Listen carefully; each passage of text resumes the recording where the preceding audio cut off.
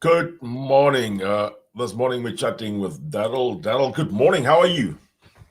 Morning, Jan. Nice to meet you. Great to yeah. Thanks for joining us, man. Let me first sing your praises a bit. Darryl is a mature immigration advisor, being in the field for already about 7 or more years. Yeah, it takes a bit of time and expertise to be here for 7 years. A lot of people come and go. Same with my type of a job. So at the end of the day, yep. So Darryl, you've seen a lot of things happen in the immigration field. Is that right? Yeah, there's constant changes, when Christmas comes around, you're looking forward to taking a break. I would believe, and you hope that immigration doesn't make any big changes over Christmas that you've got to explain to everybody else as well. Eh? Well, yeah, sometimes they make an announcement on a Sunday night, and as an advisor, you're scrambling for all the inquiry on the Monday morning, and you don't, sometimes you may even discover an announcement on the media, but people expect you to know. But a lot of the devil's in the detail, and it doesn't come out until sometime later. But people have a lot of questions, and there's a lot of anxiety in this space. Mm.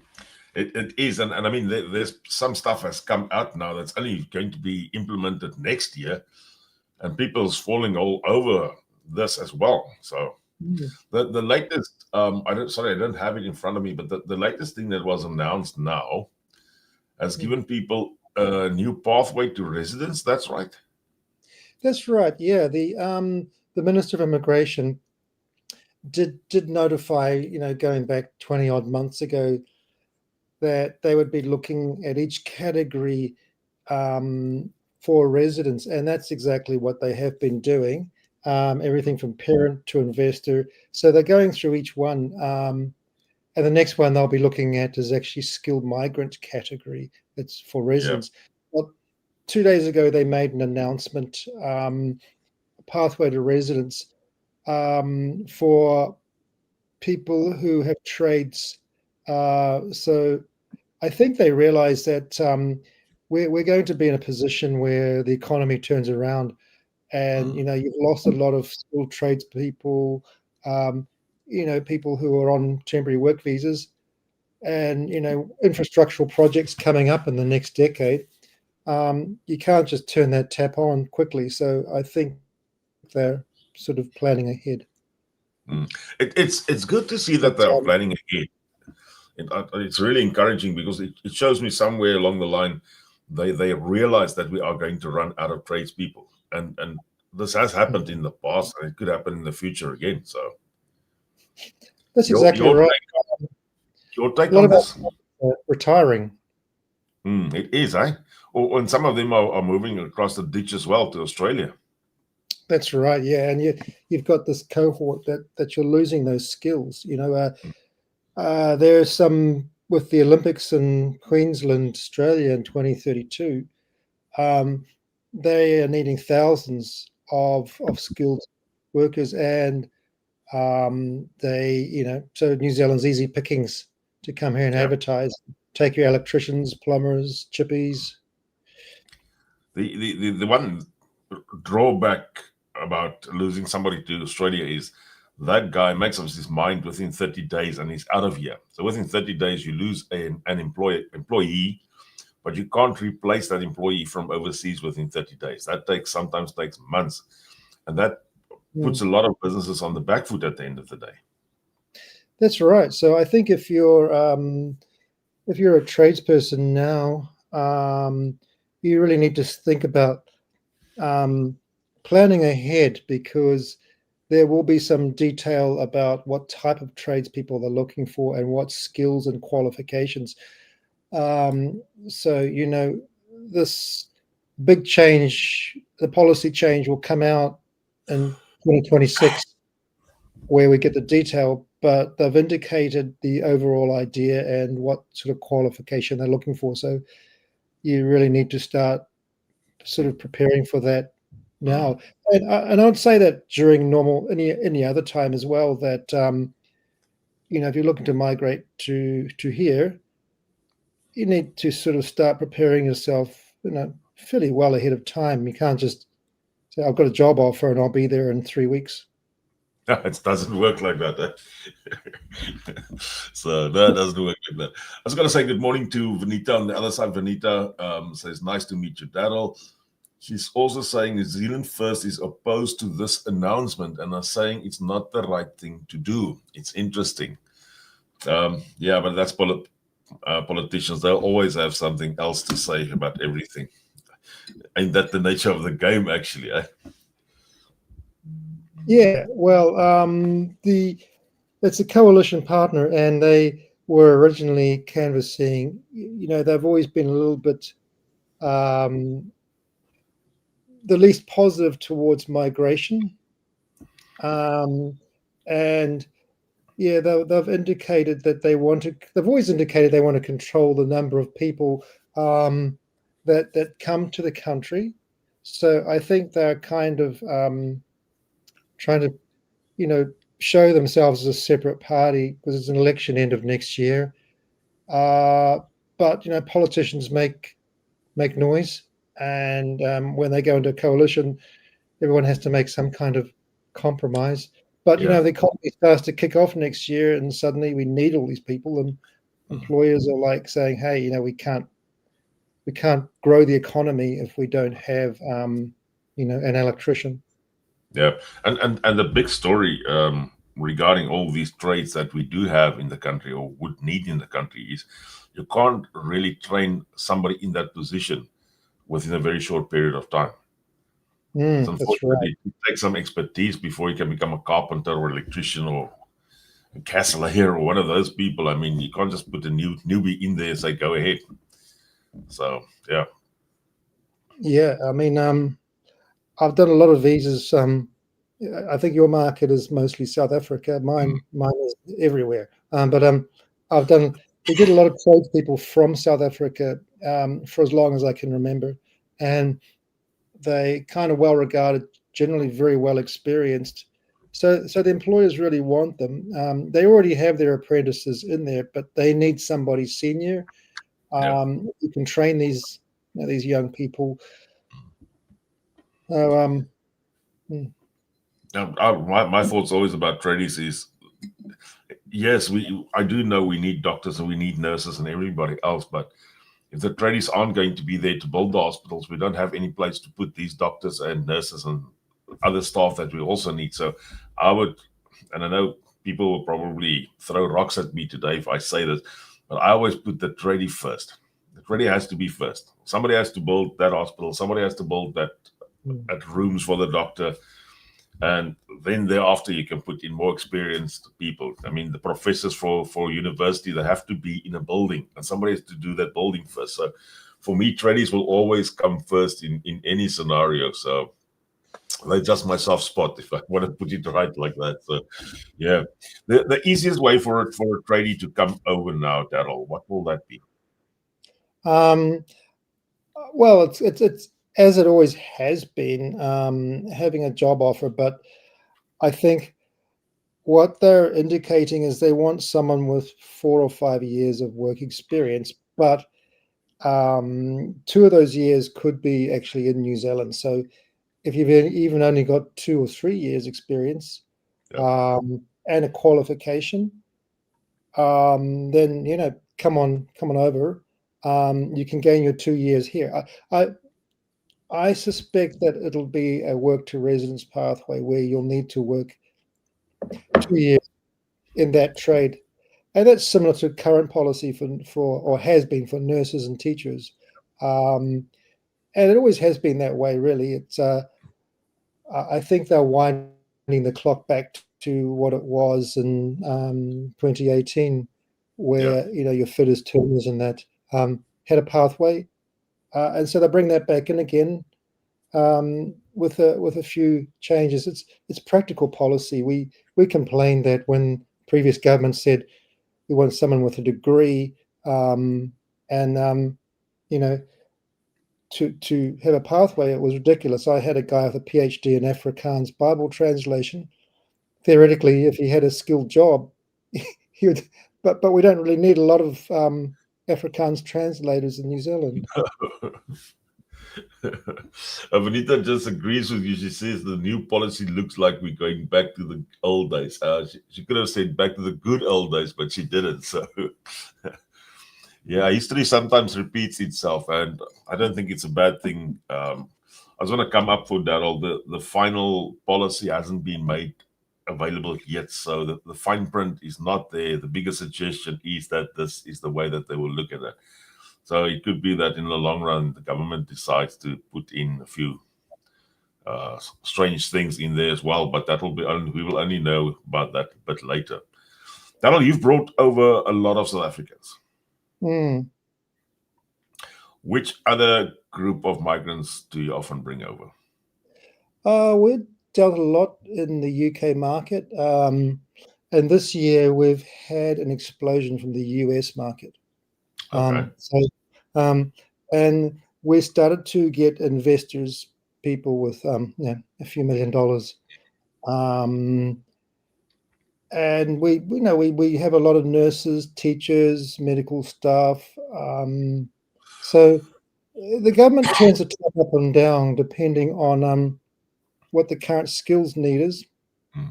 And so we've kind of always needed tradespeople. I think the government realizes that, if you have a shortage of that type of skill, it's inflationary. And they've indicated that the policy to me is heading a little bit like Australia, where it's based a little bit more on income and qualification, and getting assessment of your qualification.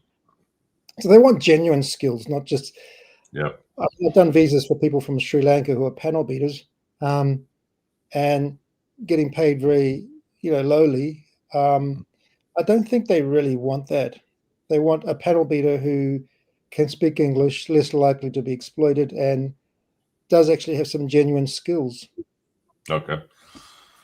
Can I put a question to you from somebody? Renier Klaassen is asking, will the 1.5 median wage still apply for the AEWV, or will the $37 per hour apply? Well, there's 6 of one and half a dozen of the other. It's you're talking pathway to residence earning 1.5 times the median salary. Yeah. So currently you get 6 points, 3 points from a skilled job offer, and you may get you get points for how many years you work at 1.5 times the median. So if you're the current median is 33.56, so 1.5 times that, you're talking about 47 something. Yeah. So the new tradie thing that will come in next year, I've seen they're only up to 1.1. Yeah, so that's more affordable. Yeah, absolutely. It's quite practical, because some of the policy had been a bit funny, like you've got crane operators needing to earn 1.6, 1.7, and that's really indicating high-skilled crane operators. Yeah. But 1.1, what they're really saying is we want someone who's being paid commensurate with their skill and experience. So they don't want that panel beater earning, who's earning $28 an hour. They want the panel beater who's earning $35 an hour, which is what a panel beater of that level of skill should be paid. Because if you don't, you're pushing wages down, and people will leave. And the other things, you put people in if I want to call it, an economic slavery, because now they're just earning enough money to stay alive. They're not earning enough money to thrive at the end of the day. That's right. The government looks at similar countries and what has kind of worked in their policy and what is not, and then they don't. Whenever you hear the minister talking, she's saying, "Well, this is what they do in Australia and Canada." They compare notes. That's right. That's sometimes good that the ministers go around and look at other countries as well, because it's needed that they get some tips somewhere, I do think. Oh, absolutely, because I remember Canada decided they needed 1 million extra people some years back. Yes, they got 1 million extra people, but not the ones they wanted. Yeah. They basically took everybody, eh? Yeah, and now they've totally closed the doors. So I'm actually quite a bit in the student market, and that has really started to ramp up because Australia's gotten tough. Age limit of 35. Canada's said, I think it's like a limit on how many international students. And New Zealand has sort of gone the other way. I mean, they want higher skills. There was a time when there was a little bit of a free for all, 1 year courses. That's gone. Okay. Understandably, we don't need more Uber drivers with postgraduate certificates. So the student that is allowed to come in now, they got to pay international fees as well. That's For correct. how long must they come and study? So a lot of them might be doing a master's level. That's 18 months. Some of them, they might come and do a bachelor's degree. That's 3 years, but the master's is a cheaper option. It's popular option because you can bring your partner and kids. Partner can have open work visa to work for anybody. Some people who struggle to get jobs, this is a great way. It's an investment. The partner likely to get a job. Children Yeah. can access public school as long as you've got enough savings. I think And the that student, is that person allowed to work as well or not? yes. Historically, it's always been 20 hours part-time per week, but from November 3rd, I think it is, it's going up to 25 hours. So they've Okay. indicated they want more international students. Well, that will stimulate the economy as point one. It'll give them the universities some work as well. And Yeah. then you need the tradies again to come and build new universities if everything goes on like this. So, Well, we're actually benefiting a little bit from some might say the crazy that's happening in the US. yeah, presumably there's a lot of people that want to leave, and New Zealand has become a safe haven for them. Yeah, yeah. I mean, we're not exempt from what happens in the world, but we're seen as a sane democracy. This business investment visa, how does that work? So basically, if you're going to buy into, well, they just announced another one, $1 or $2 million. So they had the 5 and 10 million. $5 million was you invested into what they call a higher risk venture. So a business that's and you basically just needed to come here for 1 week over 3 years. Okay. Your family and that could live here. But the $1 and $2 million one, that's where you can buy into a business and bring your skills. So I think that's going to be more attractive because for a lot of people, that is doable. Yeah. So you buy into the business and you come and work here for that business. For how long do you need to do that before you can get the residency? It may be 3 years. So for the $2 million one, you may have a path straight to residence. For the 1 million, you may need to work. You need to be involved for 3 years. The businesses are approved by New Zealand Trade Enterprise, so it's not just you can't buy into a corner shop or So there selling. must be some skill involved, to be quite frank. Well, they're looking for people to. There are a lot of business people who are retiring and they want to sell their businesses. It might be an engineering workshop, for example. There are certain conditions like you have to keep the same level of workforce in your business or increase it for these $1 and $2 million ones. So you're an active investor. You need to, show that you're. So you've really got to. You need to have experience in that business, which the investor is a different thing. You can be passive. You can invest in it, and Yeah. you can sit down and keep running your business in your home country, which is interesting for some people with a lot of money. They're operating a clothing factory, for example, in Central Asia, Yeah. and they just have to be in New Zealand 1 week each It's an year. interesting one, actually. Yes. Yeah. The other thing is, I mean, giving people the chance, so you can even get somebody like an accountant who doesn't need to buy into an accounting business. He can buy into a tire shop, for instance, but be the accountant of the business. Well, yeah, I mean, quite potentially, yes. So it gives it a bit of a wider scope than just to say, yeah, well, the guy from the tire shop needs to be able to fit tires. I mean, which most accountants, I doubt, know how to change a tire even. So. Well, that's right, because the country's buying skills and connections to those countries. So I'm talking to an American couple right now. They build design high-end properties in the US. So they're interested to buy into an architectural firm over here, Okay. and then and they'll bring their building techniques, ideas, and for the local company, they get those investment funds, which are not easy to get, as you know better than I, how banks behave. Oh, yeah. But entrepreneurs are a different animal. They see opportunity. They can continue to run their business in their home country. You just can't arrive here and open a business and expect to succeed. You need to know the land. But what about that person that brings a unique business to New Zealand?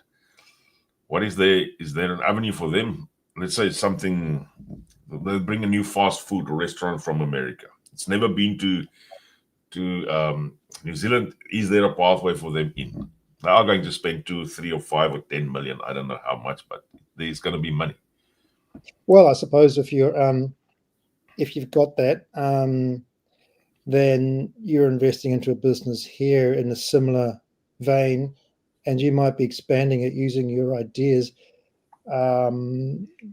What's happening here is replacing the old, or has replaced the old business investor visa, which is you start up a new business, but immigration advisors were not interested in representing them.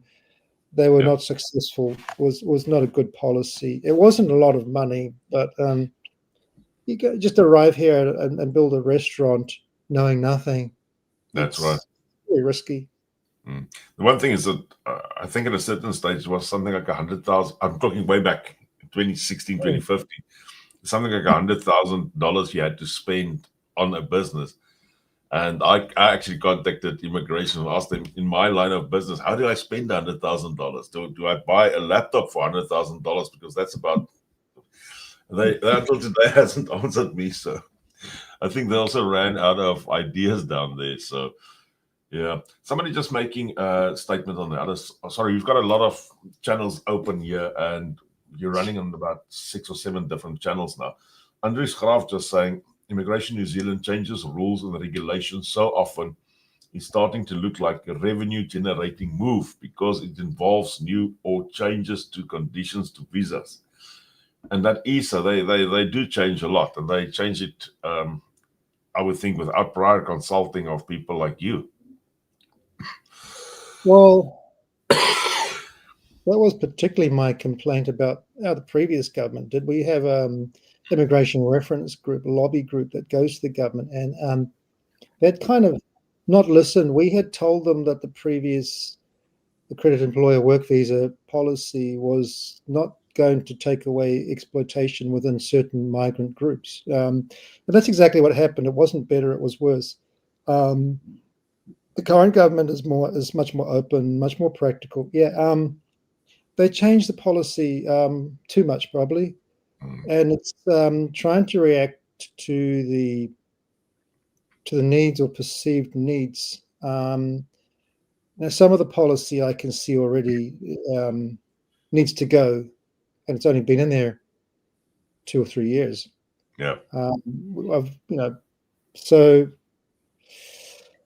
it seems like they're changing a lot, and that's why people like me are partly in business, because you need someone to navigate through all. It's the details that, sometimes it seems simple, but it's not. Oh yeah, and I feel sometimes that government, point one, overreacts, and point two, does a lot of knee jerking. Yeah. So it sometimes I see them change a law like that. The law, let's say for instance, when they moved all the 100 kilometers an hour roads down to 80.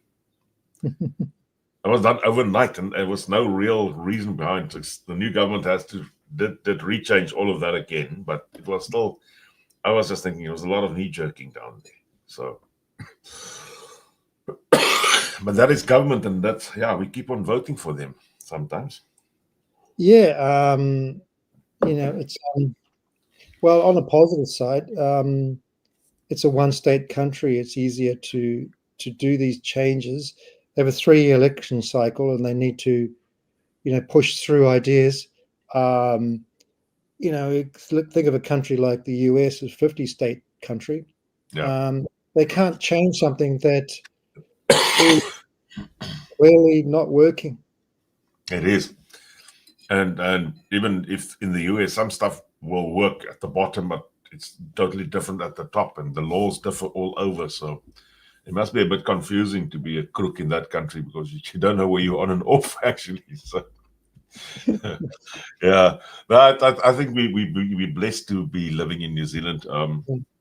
For those people who don't know, Darryl is in New Zealand. He's living in Auckland. So yeah, if you need to get hold of them, I'm gonna put his details up a bit later. I'll also run this banner quickly, which Darryl's detail, or Darryl, you can get hold of Darryl through this as well. Let me just get the right one here this morning. Our immigration, or our website, moving to nz.co.nz. You can leave a message there for Darryl. Darryl, any last famous words of wisdom from your side? I guess what you said, change is a constant. Mhm. And I think, there's so many people. It's very anxious, and people are nervous about change, changing country. Yeah, you read something and it seems worse than what it is. Yeah. So it just comes down to your attitude to change. In fact, it can be exciting. That's it. Darryl, thanks a lot for being with us this morning. My final thoughts would be, guys, if you're thinking about moving to New Zealand, point one, make sure you can get a residency here. This is not a country where you come for a work visa for 2 years. Really not.